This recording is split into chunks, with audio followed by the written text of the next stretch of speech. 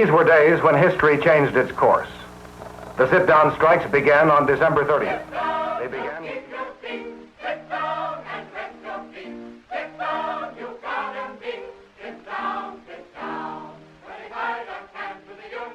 On December 30th, 1936, the workers at the General Motors Fisher Auto Body Plant in Flint, Michigan went on strike.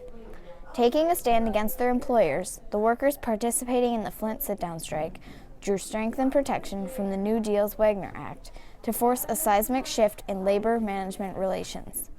The Flint sit-down strike was the catalyst of change that transformed the United Auto Workers from a group of local organizations to its formation as a major national union.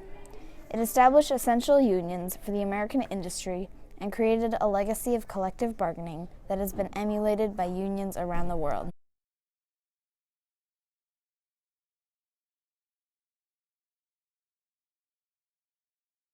Labor unions started to gain popularity with working people in the late 1800s as a result of the high demand for laborers and poor working conditions brought about by the United States Industrial Revolution.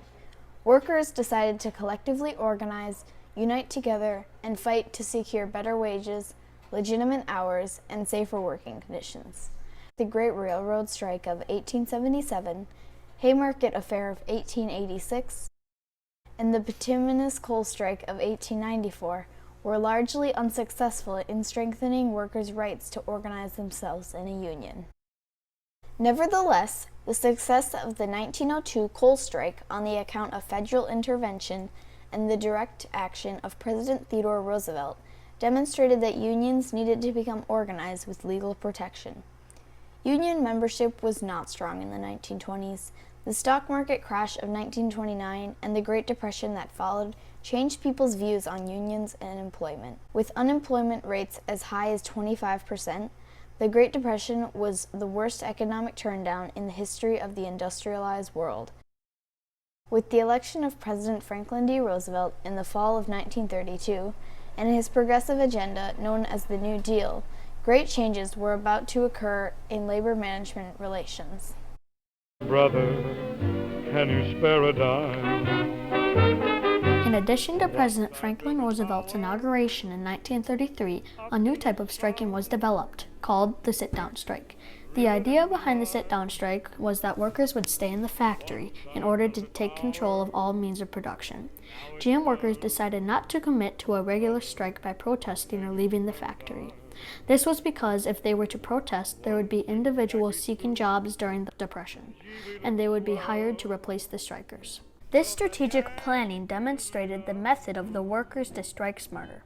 The union represented the workers in many of the GM factories.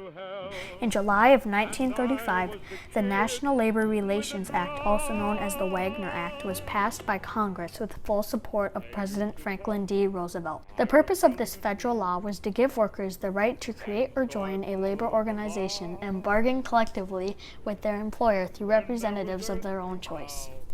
Many auto workers used this opportunity to join the newly formed United Auto Workers, commonly referred to as the UAW, which was established in Detroit, Michigan, 1935.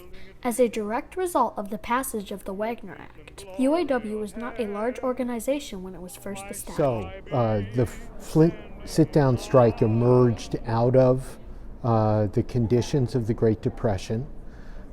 Which meant that lots of workers lost their jobs altogether. So there was a lot of fear and anger and frustration on the part of workers. And then On December 30th, 1936, workers at the Fisher Auto Body Plant in Flint, Michigan went on strike to fight against General Motors. The workers took over the plant and refused to leave. People in cars surrounded the plant to create a barrier from allowing the police to enter the building. On January 11, 1937, the Flint police tried to enter but were blocked by workers who were throwing car parts at them out of the windows. The police used tear gas and guns against them, injuring 14 people. Because women couldn't work in the plant, they helped by delivering food during the strike. They also broke windows for relief from the tear gas and even took a stand against the police. The strike was supported by thousands of unionists around the country who stepped in and created sit-down strikes of their own. Many historians consider the strike one of the most significant events in the history of labor movement because the workers' union wasn't very strong, but despite that challenge, they went on strike against one of the biggest corporations in the world. But the significance of that strike was they took on the biggest corporation at the time in the world. I think that the Flint sit-down strike was a big breakthrough in the auto industry. And so the core industries in the United States were all related to auto.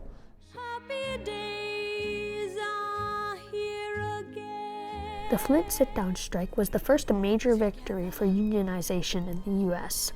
In just 2 weeks following the strike, 87 sit-down strikes started in Detroit alone. But most significantly, on February 11, 1937, General Motors agreed to recognize the UAW as their sole bargaining agent. Overnight, this made the UAW go from a fragmented group of local unions to a significant union. As a result of the strike, employees earned the right to speak at lunch, increased hourly pay by 5 cents, and ended discrimination. One of the really interesting and important things that happened in Flint was a women's auxiliary was organized as soon as the workers went on strike. Because if you think about the situation, if a bunch of workers are going to sit down and stay, what are all of the things that their families need to be doing that they're not there to participate in? And the strike went on for weeks. And so the women organized in order to provide food to the men. And the women also organized in a very dramatic way to try to create a buffer in between the police department in Flint and the plant. The women surrounded the plant and said to the police, "Are you going to beat up a woman?" And the lesson that these brave workers teach us is that by organizing, we will have power, no matter who the president is. These workers scared the president, scared the Supreme Court into approving the National Labor Relations Act, scared the U.S. Steel into recognizing the Steelworkers Union, and set an example for all of us to follow. Greg Boswell. According to Peter Ratcliffe, the UAW soon reached a company-wide, rather than plant-by-plant collective bargaining agreement with General Motors. They then sought similar company-wide contracts with Chrysler and Ford. As explained by Peter Ratcliffe, the UAW included every worker in the plant, not just the skilled or specific groups.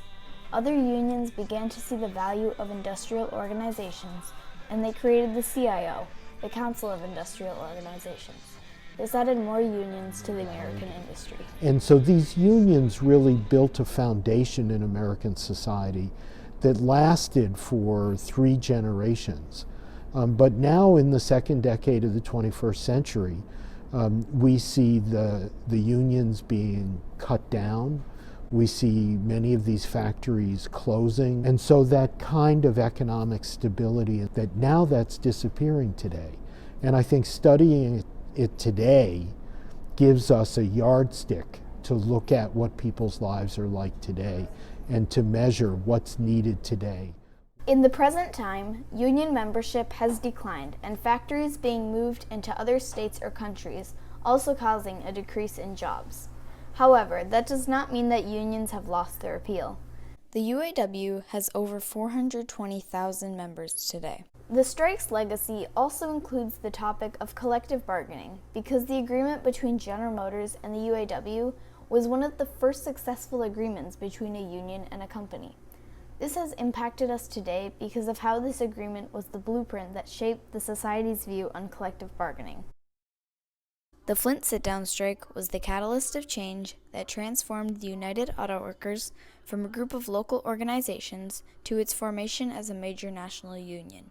It established essential unions for the American industry and created a legacy of collective bargaining that has been emulated by unions around the world. Sit down and take your seat. Sit down, you